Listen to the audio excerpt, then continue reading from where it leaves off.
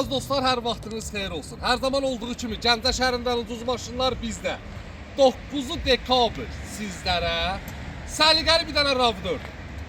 İli 95-ci. 2 motor benzin. Avtomat karovka. Lük kondisionerlə. Maşın zavadsız qoydu. Mən deməyimə ehtiyac yoxdur. Siz görəndə özünüz biləsiniz ki, sizlərə qardaşınız 5500 manata necə maşın çəkir? Yaxınlaşaq zəhmət olmasa. 4 dənə təkər. Yəni maşınımızı elə hissə satsaq, elə 6-7 min pul çıxarır. Salonun gözəlliyinə bax. Zavod RAV4. Toyota RAV4 95-ci il 2 motor benzin. Gözəl qardaşlar, 5500 manat. Ünvanımız Gəncə şəhəri, Yarmarkanın yanı. Bəli, hər zaman olduğu kimi en ucuz maşınlar bizdə. En gözəl maşın her zaman olsun sizdə.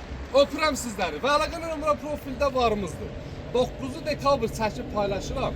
Bu maşına çox demirəm.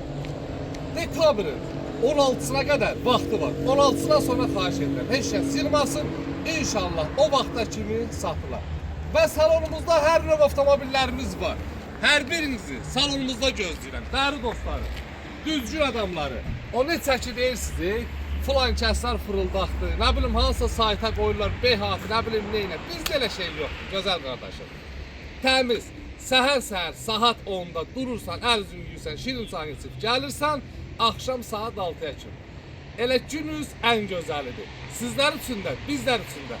Halal alver eləmək istəyənlər, düzgün maşın seçmək istəyənləri hər birini salonumuzda gözləyirəm. Öpürəm və mən Eldəniz qardaşınız hər zaman olduğu kimi normal qiymətə, normal maşınları çalışın qədər sizlərə paylaşacağım. Sizlərdən də bir dənə xahişim odur ki, dəstək olun, bəyənin, bəs eləyin. Öpürəm, Allah hər birinizi var eləsin, yolunuzu gözləyirəm. Bağla gəlsin.